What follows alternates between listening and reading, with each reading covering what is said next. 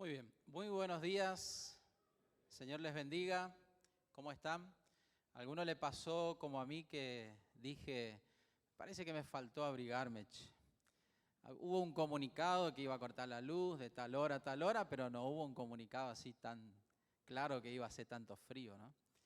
Pero bueno, acá estamos. Me dijo el Colo que le iba a costar escuchar el mensaje, pues está con frío acá en la cabeza. Bueno, le digo, hay que hacer algún ejercicio ahí para que la palabra pueda entrar en nuestra vida, en nuestra mente, en nuestro corazón, a pesar del frío en esta mañana. Así que sean todos bienvenidos a la casa del Señor. Y hoy queremos continuar con la serie que venimos predicando los cuartos fines de semana, que se llama, está basado en el Sermón del Monte, prácticamente todo el año con estos 3 capítulos, 5, 6 y 7 de Mateo, y estamos avanzando y bueno, curiosamente ya nos toca el mensaje número 8 de 12 del Sermón del Monte, y esto nos da una pauta de que estamos cerca ya o en la recta final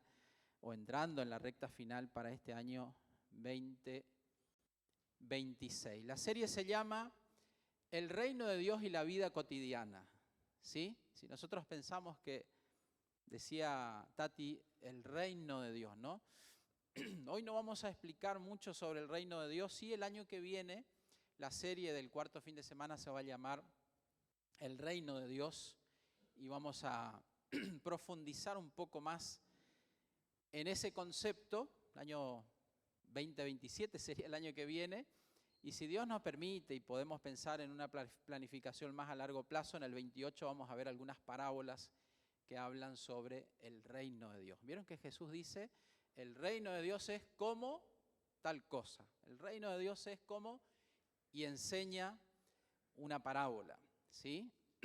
Así que Dios mediante, si el Señor no regresa antes, tenemos esa idea en nuestra planificación. Pero hoy nos toca hablar de la oración, Mateo capítulo 6, versículos 5 al 15, y venimos viendo cómo en el Sermón del Monte Jesús muestra que el reino de Dios transforma o debe transformar la vida de aquel que quiere seguir a Jesús, ¿sí? Transformar toda su vida. Vimos que el Señor habla de transformar nuestra propia justicia cuando hacía la comparación en la justicia de los fariseos, en cómo ellos la entendían y la practicaban, y cómo debe vivir la justicia o se debe vivir la justicia en el reino de Dios para sus discípulos. El Señor quiere transformar nuestras relaciones. El Sermón del Monte hace un énfasis muy práctico y muy profundo en cuanto a tener cuidado con nuestras relaciones, ¿sí? Los pecados que en esa etapa donde Jesús les tocó enseñar el Sermón del Monte parecían graves y separarlos de otros, y Jesús dice, bueno, cuando nosotros maldecimos a alguien, cuando nosotros decimos fatuo a alguien, cuando nosotros nos dirigimos a alguien con una falta de respeto, ya estamos haciendo mal, ya estamos pecando contra el Señor. El Señor desea transformar nuestra pureza, nuestra manera de vivir en santidad delante de Dios, nuestra manera de hablar, nuestra manera de ser generosos, que fue el último mensaje que vimos cuando hablamos sobre la limosna. Ahora aquí en Mateo capítulo 6, Jesús llega a una de las prácticas, podemos decir, más íntimas de la vida espiritual, y se trata de la oración. La oración. Y aquí aparece una pregunta importante. ¿Podemos hacer algo tan espiritual como orar y sin embargo hacerlo por motivos equivocados? Es una pregunta para introducir el mensaje. ¿Podemos nosotros hacer algo tan espiritual como es orar y a la vez hacerlo con motivaciones equivocadas? Y Jesús, o la respuesta de Jesús es que sí, podemos hacerlo de manera equivocada. Por eso en Mateo 6, Jesús no comienza diciendo, versículo 5, si ustedes quieren ir mirando allí en su Biblia, Mateo 5, no comienza diciendo cuando ores, digan estas palabras. No dice así, ¿no? Cuando oren, comiencen orando de esta manera. Sino, comienza primero enseñando dos cosas que hay que tener en cuenta y que no hay que hacerlo cuando nosotros nos predisponemos justamente a orar. ¿Por qué? Porque Jesús no solamente está interesado en que nosotros oremos, sino también que oremos con la motivación correcta. Podemos decir que eso nos recuerda un poco también el mensaje anterior que hemos visto con el tema de la limosna. Esta semana, pensando en este pasaje, busqué alguna predicación de un pastor muy conocido, Zugel Michelem, y escuché un mensaje de él solamente de estos dos primeros versículos, versículos 5 y 6, y predicó 45 minutos sobre estos dos versículos nomás. Así que bueno, yo predico más corto, no tan profundo como él, pero me tomé una frase que él habla y es la idea de cómo introducir este mensaje. Él decía, es importante revisar esto porque el pecado aún trabaja cuando nos disponemos a orar. Y cuando oramos podemos terminar adorándonos a nosotros mismos y no a Dios. Es decir, traté de resumir lo que él habló por 10 minutos, pero tratando de dar a entender que aun cuando oramos, la fuerza del pecado tiene la capacidad de introducirse y de meterse en nosotros y así también en los momentos que nosotros tenemos de oración. Y podemos terminar orando, decía él, pero adorándonos a nosotros mismos y no adorando a Dios. Así que es un tema, la oración y las advertencias que Jesús nos va a hacer a continuación, como para que nosotros podamos tenerlo en cuenta. La oración del reino comienza cuando dejamos de preocuparnos por cómo nos ven los demás y nos enfocamos en Dios. ¿Sí? Repito, la oración en el reino de Dios comienza cuando dejamos de preocuparnos de cómo nos ven los demás y nos enfocamos en Dios. El primer punto de este mensaje dice, la oración del reino no busca ser vista, sino enfocarse en Dios. ¿Por qué? Porque Mateo capítulo 6, versículos 5 y 6 dicen lo siguiente.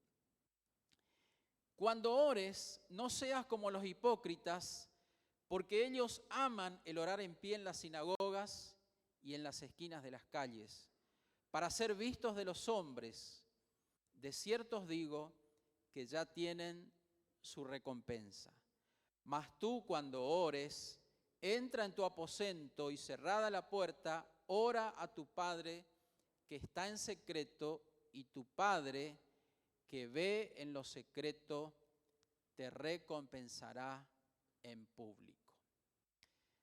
En el texto Jesús no está animando a orar o no está diciendo que debemos orar. Y aquí podemos hacer un paréntesis y podemos decir que más allá de las cosas que Jesús quiere corregir con respecto a la oración, si uno ve el contexto de toda la Biblia sobre la oración o sobre todo el tema de la oración, siempre la palabra de Dios nos va a animar a orar. A orar. Y si es posible orar más, mejor. Con más intensidad, mejor.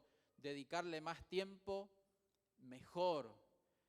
Pero Jesús está presuponiendo que sus discípulos oraban. ¿Sí? Él ya presupone que aquellos que lo seguían a Él y aquellos que seguimos a Jesús, oramos. ¿Sí? No está poniendo en tela de juicio si oraban o no oraban, sino entendiendo que al igual que nosotros, existe la práctica de la oración en nuestras vidas. Pero Jesús dice, cuando oren, y hace la advertencia sobre la motivación. Los hipócritas oraban, pero su problema no era que oraban demasiado largo, sino que oraban para ser vistos, dice el versículo 5 que nosotros hemos leído. Y esto es muy práctico, ¿no?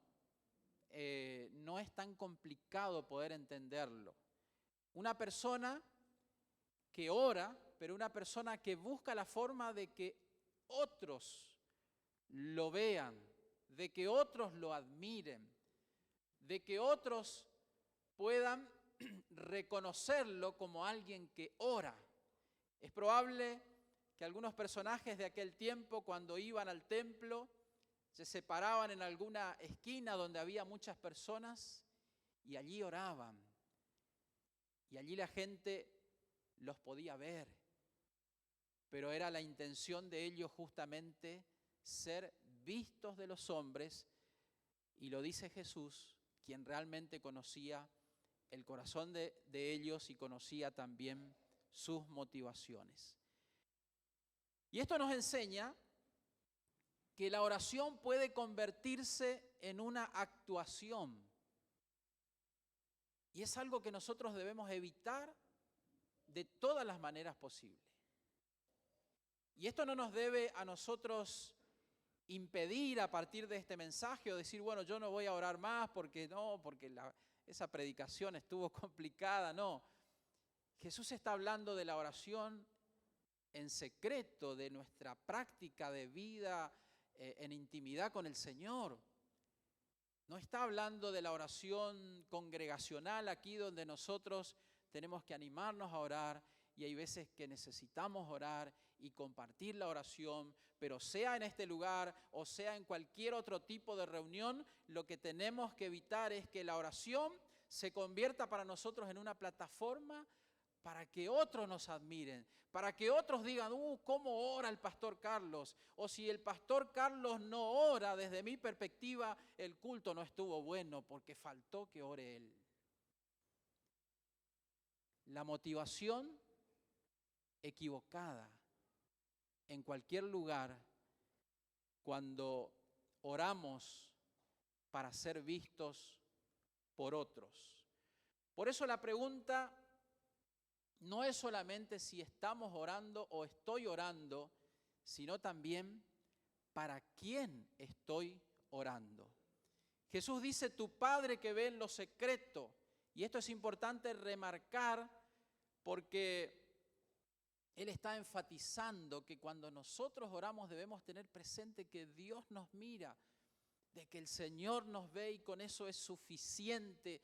No hace falta que otros o no hace falta que nosotros debamos orar para que otros queden impresionados cuando nosotros oramos. La oración comienza en un lugar donde no necesitamos impresionar a nadie porque debemos tener la convicción de que Dios nos ve, de que Dios nos escucha. Por eso Jesús hace énfasis, tu Padre que ve en lo secreto. Eso es lo importante, sea en una reunión pública o sea allí cuando nosotros necesitamos cerrar la puerta, cuando nosotros necesitamos orar a solas con Dios. Y esto nos lleva a pensar cuánto tiempo hace que no hemos cerrado la puerta detrás de nosotros para tener un encuentro a solas con nuestro Padre, a solas con Dios.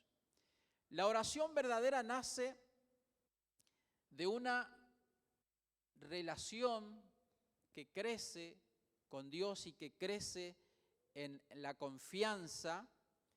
La oración no es principalmente una técnica, sino que es un encuentro de un hijo con su padre, volviendo a este concepto que Jesús pone de manera bien claro aquí, tu Padre que ve en lo secreto, y eso es lo importante. El reino de Dios nos enseña que Dios no es solamente alguien a quien debemos acudir cuando necesitamos algo, ¿sí? El reino de Dios y Jesús por medio de la oración, nos enseña que orar no es solamente acercarnos o acudir a Dios cuando necesitamos algo, sino que Él es nuestro Padre con quien cultivamos una relación de amistad, una relación que debe crecer, donde por medio de la oración y de la palabra conocemos al Señor.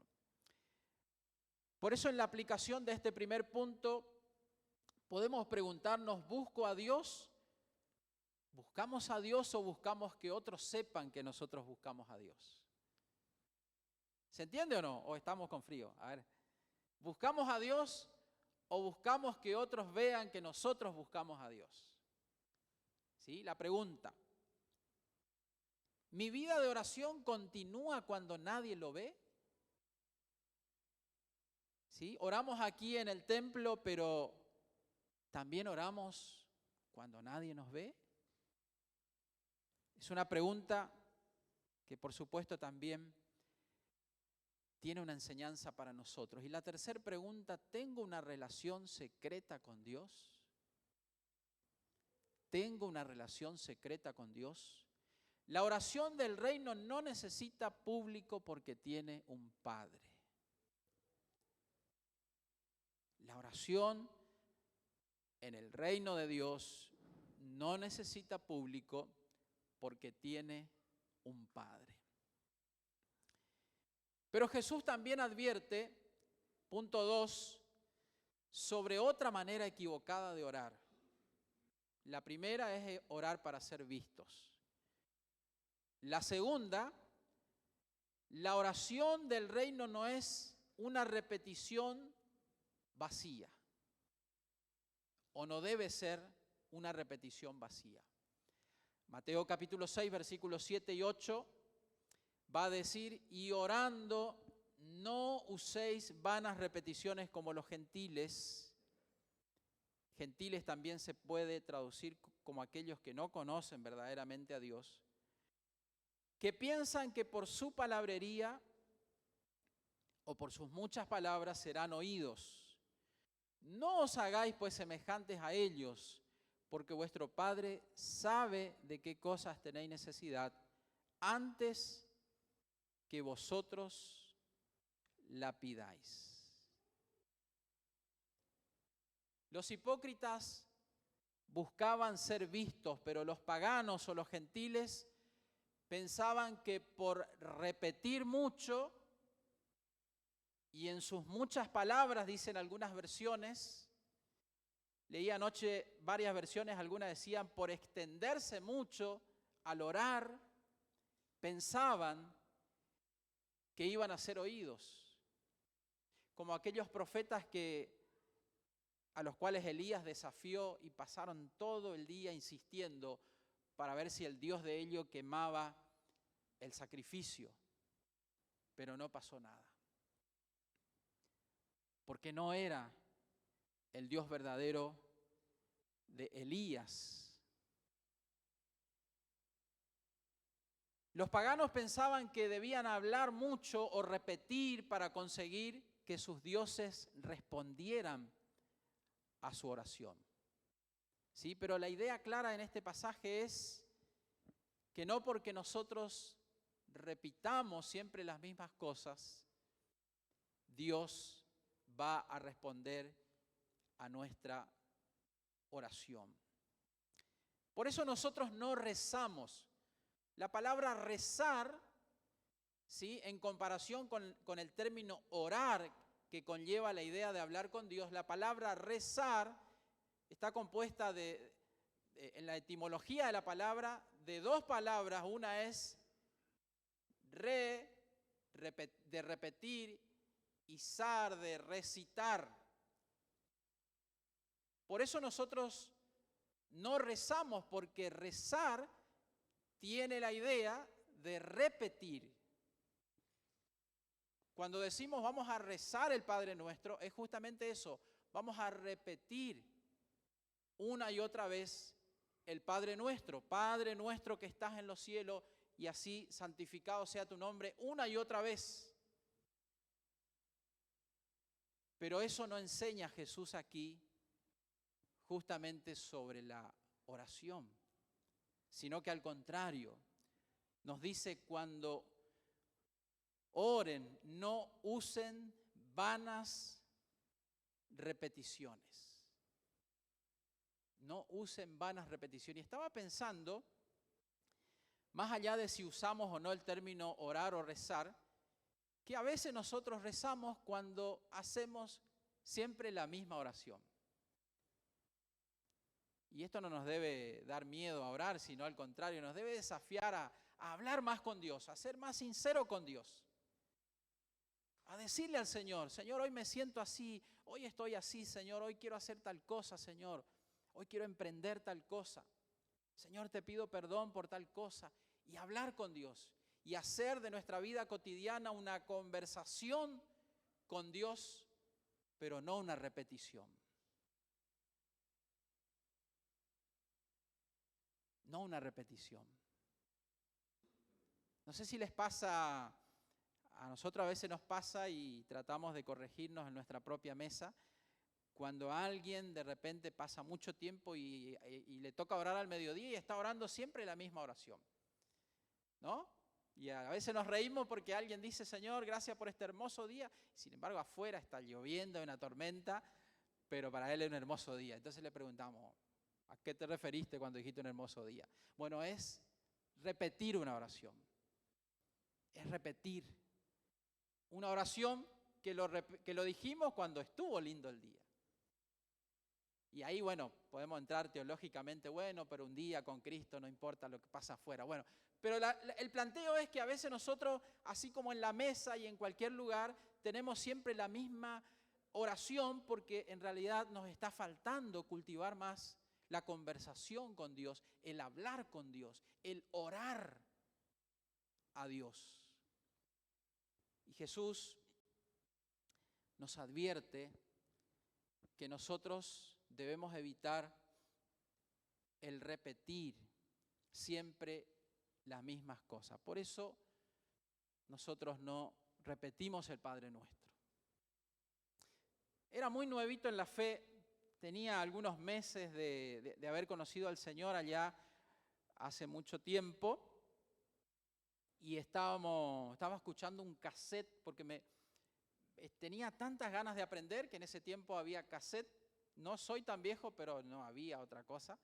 Y entonces poníamos ahí en el grabador, le llamábamos algunas predicaciones. Y me acuerdo que un pastor dijo, enseñando sobre la oración, si tu zapato está roto y tiene un hueco bien abajo y caminás por el agua y entra, no le vas a ir a Dios y a decirle, Padre nuestro que estás en los cielos, santificado sea tu nombre, y repetir, sino que lo que hay que hacer es sacar el zapato, mostrarle a Dios y decirle, Señor, es el único zapato que tengo y está roto, por favor necesito uno nuevo.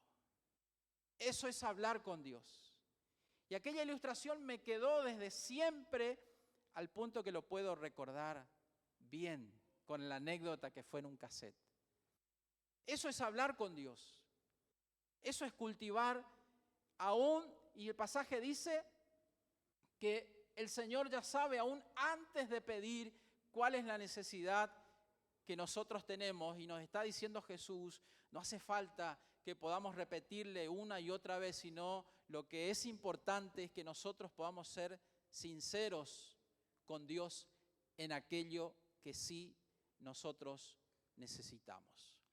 No necesitamos palabras mágicas para convencer a Dios de que Él nos pueda escuchar, sino basta y alcanza con la sinceridad de parte de nosotros, de poder confiar en Dios, de poder hablar con Él con confianza y poder llevarle nuestros motivos de oración y nuestras necesidades también. La oración no consiste en lograr que Dios haga lo que nosotros queremos. La oración nos ayuda a aprender a querer lo que Dios quiere. Por eso Jesús inmediatamente, luego de decirnos dos cosas que no hay que hacer en la oración, no orar para ser vistos y no repetir como un loro siempre las mismas cosas, a continuación Jesús enseña un modelo. Y aquí encontramos el corazón del pasaje, podemos decir, donde Jesús no solamente dice cómo no debemos orar, sino enseña cómo ora una persona que pasa a pertenecer al reino de Dios. Por eso el tercer punto de este mensaje dice: la oración del reino ordena nuestras prioridades según Dios, según nuestro Padre. Mateo 6, 9 al 15. Vosotros pues oraréis así: Padre nuestro que estás en los cielos, santificado sea tu nombre, venga tu reino, hágase tu voluntad como en el cielo también, así también en la tierra. El pan nuestro de cada día, dánoslo hoy, y perdónanos nuestras deudas como también nosotros perdonamos a nuestros deudores. Y no nos metas en tentación, mas líbranos del mal, porque tuyo es el reino y el poder y la gloria por todos los siglos. Amén. Porque si perdonáis a los hombres sus ofensas, os perdonará también a vosotros vuestro Padre Celestial. Mas si no perdonáis a los hombres sus ofensas, tampoco vuestro Padre os perdonará vuestras ofensas. El Padre Nuestro no debe entenderse simplemente como una fórmula para repetir lo que veníamos diciendo anteriormente, sino como un modelo. Para nosotros los predicadores sería como algo así como un bosquejo, el cual vemos los principios y de ahí podemos desplayarnos y hablar sobre ese principio. Un modelo que Jesús enseña y que nos debe ayudar a nosotros para aprender a orar y qué cosas tener en cuenta cuando nosotros oramos. Podemos observar 3 grandes prioridades en la oración del Padre Nuestro, tan conocida por todo el mundo. 3 grandes prioridades. La primera de ellas es Dios y su gloria. ¿Cómo comenzamos nosotros una oración? Ya sea en público o ya sea en privado. A veces examino mi propia vida de oración y digo, no quiero caer en el error o en el concepto de ver a Dios como Papá Noel, que solo nos acercamos a Él cuando necesitamos algo, solo le escribimos una carta a Él como si fuera aquel que está obligado a traernos algo y a proveer y a darnos lo que nosotros necesitamos. Jesús, por medio de la oración en el Padre Nuestro, nos enseña a poner primero a Dios en el centro. Santificado sea tu nombre, venga tu reino, hágase tu voluntad. Por más que nosotros estemos muy necesitados, Jesús nos enseña primero a poder glorificar a Dios, a poner en alto, a exaltar, a bendecir, a engrandecer. Cuando nosotros leemos el libro de los Salmos, es un libro devocional que nos enseña eso, que nos enseña a cómo relacionarnos con Dios, pero a cómo alabar a Dios. Si nosotros queremos crecer en este primer punto de la oración del Padre Nuestro, tenemos que empaparnos más de los salmos, que tienen palabras donde dice honren, glorifiquen, exalten, levanten su nombre, apláudanle y denle gloria. A poner a Dios en primer lugar, pero también cuando nosotros oramos y con nuestras palabras. Venga tu reino. Señor, que más allá de cómo nosotros pensamos que deben ser las cosas en esta vida, que tu reino sea aquel reino por el cual nos regimos en esta vida y que se haga tu voluntad y no la nuestra. Así que antes de presentar nuestras necesidades a Dios, Jesús nos enseña a mirar hacia Dios, a detenernos por un momento y a poder mirar a Dios y a poder contemplar quién es Dios para nosotros, a poder recordar que Dios es el creador,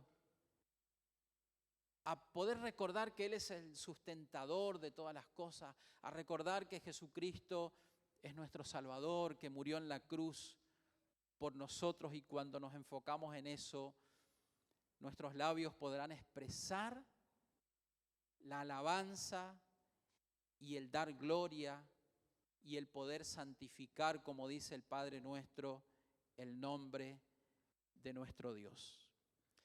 Y este primer principio es, podemos decir, muy contracultural, desde el sentido que generalmente nosotros somos tentados siempre en primer lugar a acercarnos a Dios y a decir: Señor, necesito tal cosa. Señor, te pido tal cosa. Y es una oración que tenemos que tratar de cambiar. Y a veces a la mañana, cuando arrancamos el día, notemos un poquito, y digo porque me pasa a mí también: Señor, bendícenos en este día. Señor, prospéranos en este día. Señor, guárdame en este día. Y la oración gira en torno a mi necesidad y a veces alcanza hasta ahí a mi familia, pero no oramos por otras cuestiones y no damos gloria y no reconocemos y no damos gracias siquiera, porque el Señor nos permite respirar, tener vida un día más y poder adorarlo por todo eso. Jesús nos enseña a comenzar a orar diciendo: Señor, tú eres, tú eres, tú eres, tú eres. Recordar los atributos de Dios y santificar su nombre por medio de la oración y poder exaltar y glorificar su nombre cuando nos acercamos nosotros a orar. La segunda característica que vemos en la oración es que la oración que Jesús enseña en el Padre Nuestro es poder llevar nuestras necesidades a Dios confiando en Él. Confiando en Él. El pan nuestro de cada día, dánoslo hoy. Ahora sí viene la parte donde Jesús contempla que nosotros tenemos necesidades. Y Jesús no dijo, por algo no lo dijo, no dice: danos todo lo que nosotros queremos, sino dice: danos hoy nuestro pan. Es como que Jesús nos enseña el principio de depender de Dios diariamente. Es una frase muy conocida: danos el pan de cada día. Y más allá de comprender que Dios puede proveer el pan en nuestra mesa y puede proveernos cada día la salud y el trabajo y la comunión con Él, nos enseña que cada día esa frase hoy, danos hoy o danos el pan de cada día,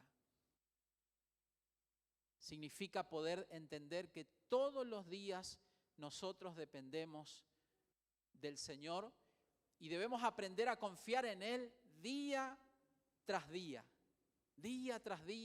aunque como yo les decía hoy, podemos planificar. A mí me gusta planificar en aquello, no digo en todas las cosas, pero en algunas cosas me gusta planificar y quiero crecer en eso, pero a la vez tengo que entender que todos los días, hoy domingo 23 de agosto, mañana lunes 24 de agosto, necesito volver a entender que dependo del Señor, que la gracia del Señor nos sostiene y que ese día lo vamos a atravesar y lo vamos a pasar porque Él es bueno. Danos hoy el pan de cada día.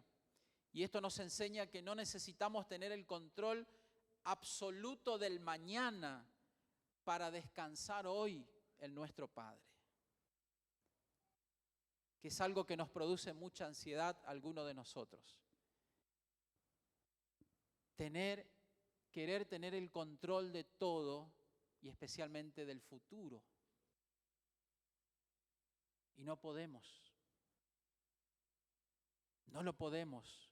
Nuestra confianza para el hoy, para el mañana, tiene que estar puesta en el Señor, en el pan de cada día y en todas las cosas que nosotros necesitamos. En tercer lugar, Jesús enseña que nuestra vida interior y nuestras relaciones deben ser transformadas por medio de la oración y en el reino de Dios. Perdona nuestras deudas como también nosotros perdonamos. Y aquí es donde cambia el énfasis. Los dos primeros principios parecía que van orientados hacia afuera, pero ahora Jesús comienza a examinar nuestros corazones hacia adentro. La oración también toca nuestros corazones. ¿Por qué? Porque no podemos acercarnos a Dios mientras alimentamos deliberadamente la falta de perdón hacia los demás. No podemos nosotros acercarnos a Dios mientras alimentamos deliberadamente la falta de perdón hacia los demás. Aquellos que seguimos a Jesús y que lo seguimos todavía como aprendiz, aprendiendo como discípulo, necesitamos entender que el Señor todavía desea transformar nuestro corazón para que por medio de la práctica del perdón nosotros podamos tener una buena y sana relación con el Señor. Y es un tema serio aquí, el tema del perdón en la oración del Padre Nuestro, porque Jesús dice, si ustedes no perdonan, yo no los perdono.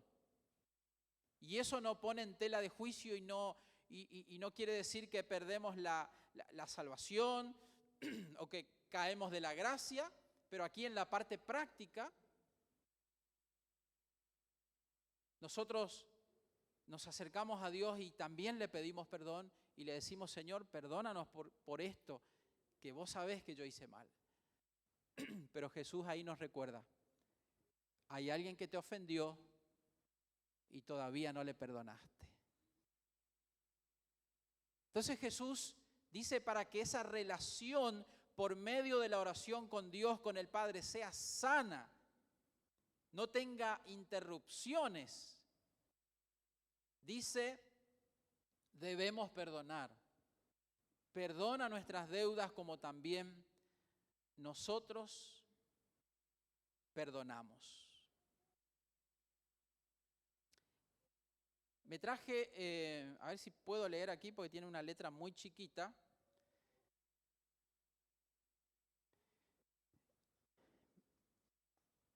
Tengo en mi biblioteca este libro, que si alguien, lo traje a propósito para ilustrar y después si alguien lo quiere leer, le presto por una semana o dos a más.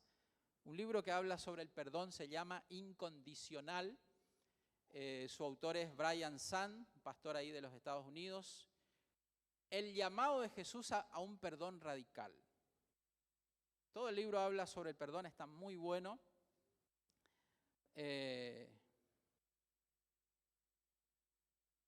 Y hay un capítulo que está muy lindo, como todos, pero tengo el testimonio aquí, un testimonio que me impactó. Un soldado que tenía 21 años de apellido Karl, K-A-R-L,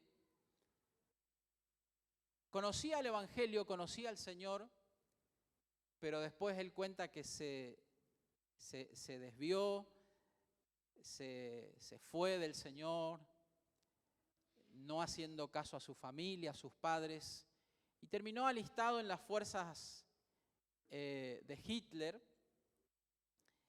y teniendo 21 años estaba a punto de morir, estaba moribundo por varios días, y entonces antes de morir él quería encontrarse con un judío para pedirle perdón por todas las cosas que él había hecho, con 21 años, porque conocía la palabra. Hasta que alguien, el que escribe el libro, es un sobreviviente de aquella terrible etapa de la humanidad, no sino al que cita este autor, y él cuenta que este soldado estuvo por varias horas confesándole, porque dijo: no puedo morir en paz, todas las atrocidades que cometió junto con los demás soldados, y quería que un judío lo pudiera perdonar. Este hombre que le escuchó por horas pudo darle agua, pero no dijo una palabra y no lo perdonó. No, yo cuando estaba leyendo la historia, las páginas que hablaban de ese testimonio, decía, bueno, al final le va a decir: te perdono en nombre de todos nosotros, pero no le dijo ninguna palabra. Y este soldado dice: aquí estoy con mi culpabilidad, en las últimas horas de mi vida, tú estás aquí conmigo, no sé quién eres, solamente sé que eres judío y eso es suficiente. Sé que lo que te he contado es terrible. En las largas noches, mientras he estado esperando la muerte, una y otra vez he anhelado hablar sobre ello con un judío y suplicar su perdón. Solo que no sabía si quedaba algún judío. Sé que lo que estoy pidiendo es casi demasiado para ti, pero sin tu respuesta no puedo morir en paz. Y la historia sigue. Ahora el autor y el que vivió en carne propia este testimonio se plantea en todo este libro: ¿es posible perdonar siempre? ¿Hay algo que no se puede perdonar? ¿Hay situaciones en las que nosotros podemos reservarnos el perdón? Y habla sobre la libertad, justamente como decía Tati hoy, que nosotros encontramos por medio del perdón. Y hablando del Sermón del Monte, este autor dice, después vuelvo un poquito a la historia, ¿qué significa ser un discípulo? Si alguien fuese un discípulo de un maestro de Kung Fu, hace mucho no escuchaba esa palabra, se supondría que esperaba finalmente dominar el arte de Kung Fu. Por tanto, si nos llamamos a nosotros mismos discípulos de Jesús, ¿qué estamos intentando aprender? ¿Qué es lo que Jesús ofrece enseñarnos cuando prestamos atención al llamado de seguirle? ¿De qué es Maestro Jesús lo cual nosotros queremos aprender? La respuesta es vida.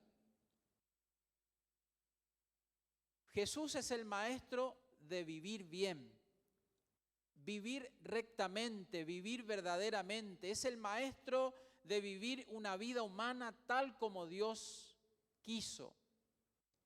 Y en el centro de la enseñanza de Jesús sobre cómo deberíamos vivir está el tema recurrente del amor y del perdón.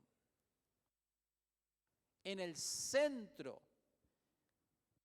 del Evangelio y de las enseñanzas de Jesús y en el Sermón del Monte se encuentra, dice este autor, el tema recurrente, porque una vez más volvemos a escuchar sobre el perdón, como así también sobre el amor. No se puede percibir a alguien que dice ser discípulo de Jesús que no pueda perdonar. A veces nos cuesta. A veces va a pasar muchos años y nos cuesta perdonar. Porque hay una herida, porque hay una ofensa, porque hay algo que para nosotros lo consideramos muy grave. Pero este Jesús que aquí en Mateo 6 nos enseña a perdonar, fue el mismo que estando en la cruz dijo, perdónalos, ¿se acuerdan? Porque no saben lo que hace. Lo estaban crucificando, siendo inocente. Lo estaban matando. Y Él nos mostró el ejemplo de que se podía y se puede perdonar. Hay algo que necesitamos perdonar justamente para que nuestra vida de oración con Dios sea más fluida. Hay algo que necesitamos perdonar justamente para nosotros vivir la libertad a la que el Señor nos llamó y por lo cual Él murió en la cruz, para darnos libertad, para hacernos libres, no solo del pecado, sino justamente del odio, del rencor, de la amargura. Y cuando nosotros perdonamos, todo eso se va. Pero necesitamos perdonar. Este autor, vuelvo a la historia y ahí culmino esta cita, el que se había quedado callado y no perdonó o no dijo nada, luego él hace un pedido, cuenta su historia y le pide a 53 personas que puedan darle una respuesta para ver si él había hecho bien o había hecho mal y si este soldado merecía el perdón. De 53 personas donde había filósofos, maestros, ateos, budistas, cristianos, ministros, toda una mezcla de cosas, solo 16 de ellos dijeron que sí había una posibilidad de perdón para este hombre que en las cosas más terribles que hizo contó que le habían ordenado poner a 300 judíos en un edificio de 3 pisos, quemarlos vivos y si alguien saltaba por la ventana, ellos tenían que dispararle. Y entonces este soldado tiene la imagen de un niño de 6 años que no puede sacarse de su cabeza. Y entonces está allí latente la pregunta, ¿merece perdón a alguien así? Y entonces de estas 16 respuestas que dicen que hay posibilidades de perdón, 13 de ellas son de cristianos y 3 budistas, dice y cuenta este autor y cuenta este libro. Y el autor de este libro dice, hay posibilidad de perdón para un hombre como este, solamente viéndolo a través de la cruz. Solamente viéndolo por medio de Jesús. Por medio de aquel que nos enseñó a pedir perdón, pero que también dijo, Padre, perdónalos porque no saben lo que hacen. Si hay algo difícil que nos está costando perdonar, pensemos en que el Señor también nos perdonó a nosotros. Pensemos en que cuando Jesús dice, Padre, perdónalos porque no saben lo que hacen, no eran solo los soldados que lo crucificaron, allí también estamos nosotros. El Señor también nos perdonó, el Señor también tuvo misericordia de nosotros. El Señor también nos alcanzó por gracia, nos salvó por gracia, dice Efesios capítulo 2, versículo 8. No hubo ningún mérito. ni mío, ni tuyo, ni de ninguno de nosotros. ¿Por qué retenemos el perdón hacia otros? Así que Jesús nos enseña a orar, pero Jesús también nos enseña a perdonar. Y en la conclusión de este mensaje, recordamos que Jesús, hablando en este texto, nos muestra o comenzó hablando de dos maneras equivocadas de orar. No oren para ser vistos, no oren para ser escuchados por la cantidad de palabras. Y después nos muestra algo mucho más profundo, que es el modelo de oración. La oración del reino no consiste en impresionar a Dios ni en manipular a Dios. Consiste en relacionarnos con el Padre y aprender a vivir bajo su reino. Por eso el Padre Nuestro puede resumirse así: Padre, que tu nombre sea honrado, que tu reino venga, que tu voluntad se haga. Dame lo que necesito hoy, perdóname y enséñame a perdonar, guíame y protégeme. Guíame y protégeme. Amén. Si alguien quiere el libro y se quiere llevar para leerlo, no importa si después nosotros pensamos que a vos te falta perdonar. No, yo lo leí y me hizo mucho bien, así que si alguien quiere el libro lo puedo prestar, y si después quiere otro lo podemos hacer circular también. Nos ponemos de pie para poder cantar todavía una canción más.